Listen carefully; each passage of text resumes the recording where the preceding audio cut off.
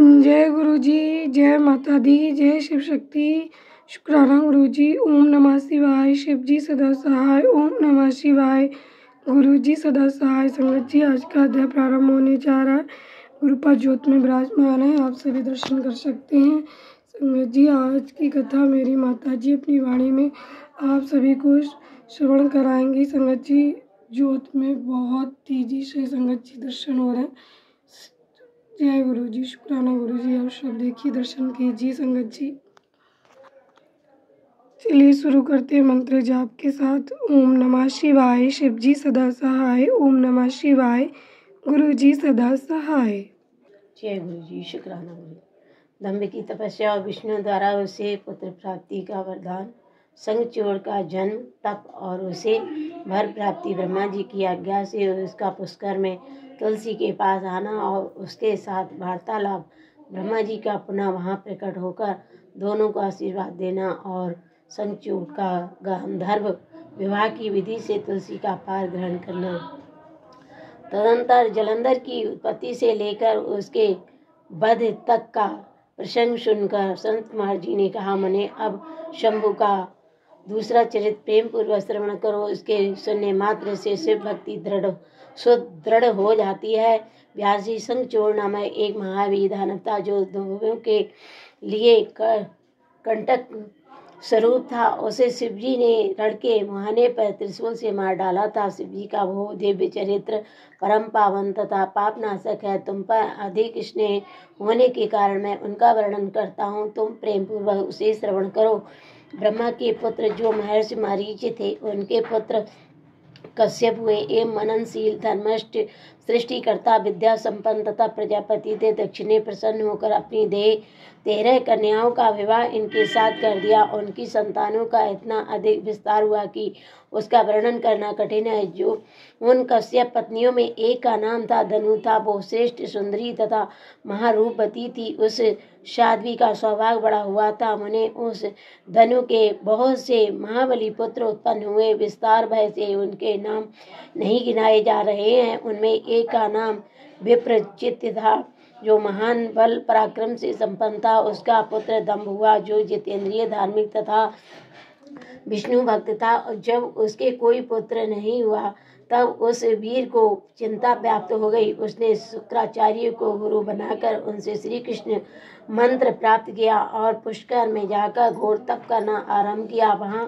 सुदृढ़ आसन लगाकर कृष्ण मंत्र का जप करते हुए उसके 1 लाख वर्ष बीत गए। तब उस तपस्वी के मस्तक से एक जाज्वल्यमान तेज निकलकर सर्वस्व व्याप्त हो गया। वो तेज इतना दुस्सह था कि उससे संपूर्ण देवता, मुनि तथा मनु संतप्त हो उठे।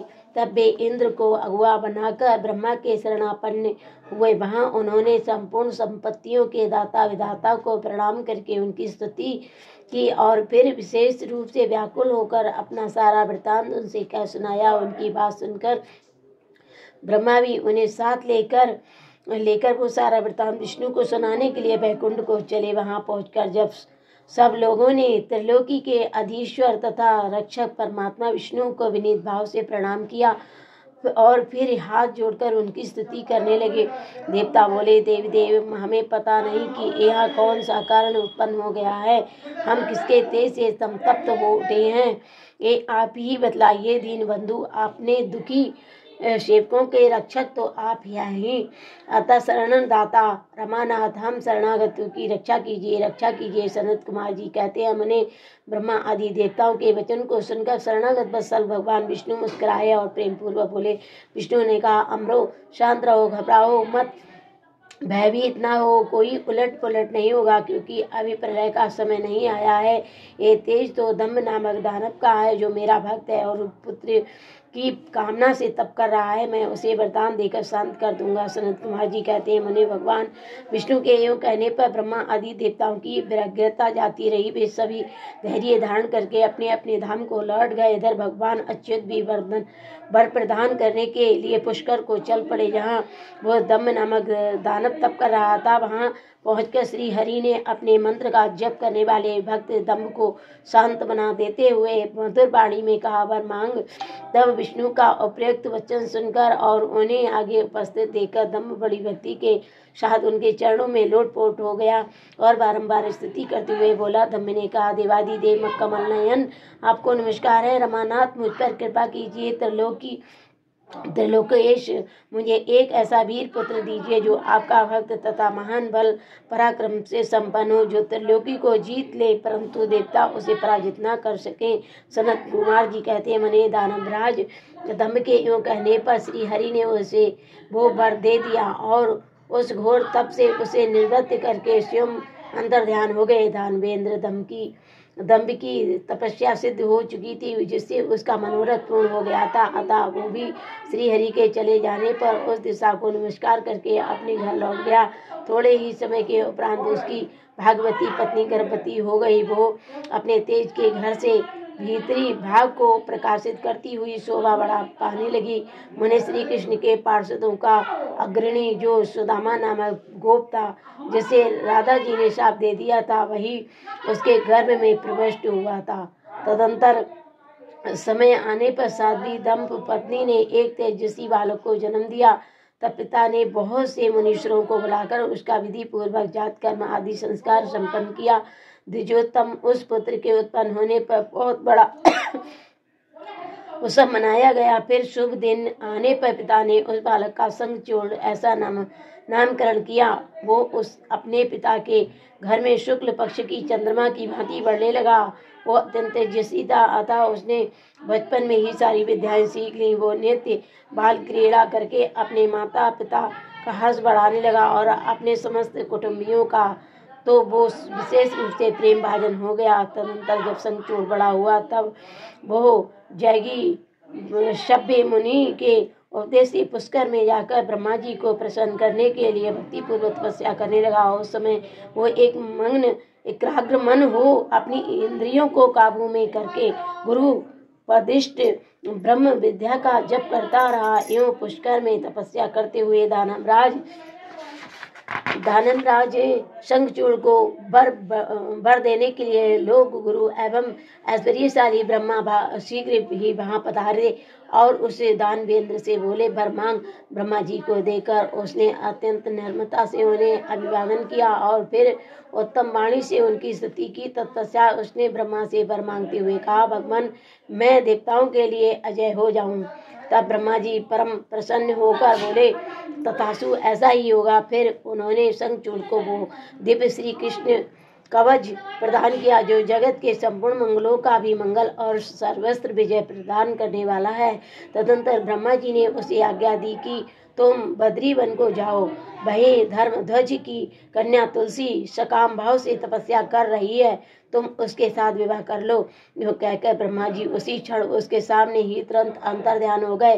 तब तपा सिद्ध शंखचूड़ ने भी, जिसके सारे मनोरथ तपोबल से पूर्ण हो चुके थे और मुख पर प्रसन्नता खेल रही थी, पुष्कर में ही उस जगत के मंगलों के भी मंगल स्वरूप कवच को गले में बांध लिया और ब्रह्मा के आज्ञा अनुसार वो तत्काल ही बद्री का आश्रम को चल पड़ा। वहां दानव शंखचूड़ सहसा उस स्थान पर जा पहुंचा जहां धर्मध्वज की पुत्री तुलसी तप कर रही थी। सुंदरी तुलसी का रूप अत्यंत कमनीय और मनोहर था।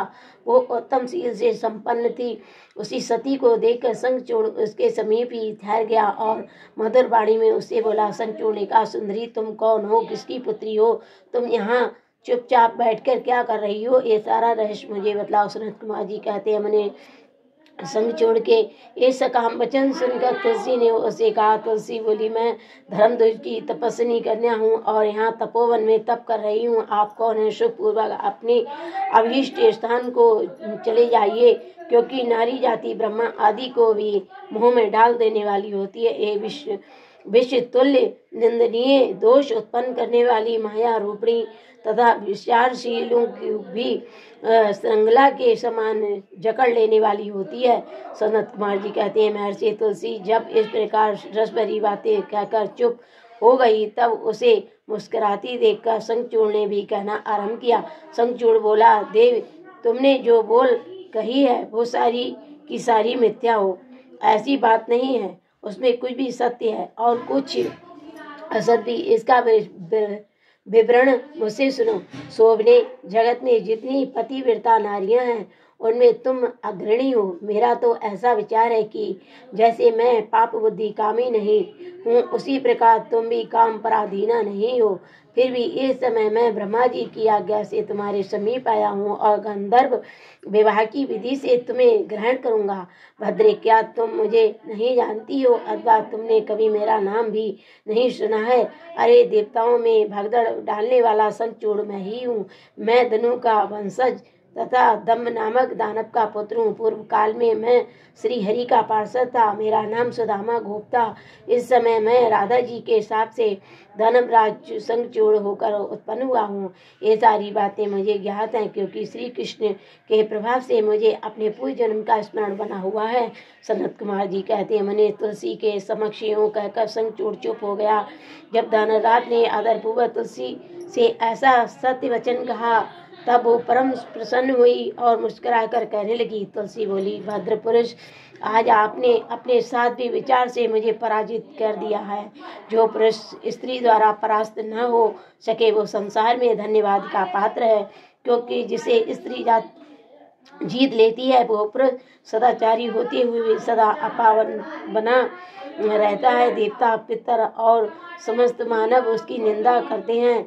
जनना शौच तथा मरणा शौच में ब्राह्मण 10 दिनों में, क्षत्रिय 12 दिनों में और वैश्य 15 दिनों में शुद्ध हो जाता है तथा शूद्र की शुद्धि में 1 मास में हो जाती है। ऐसा वेद का अनुशासन है। परंतु स्त्री से पराजित हुए पुरुष की शुद्धि चितादाह के अतिरिक्त अन्य किसी प्रकार से संभव ही नहीं है।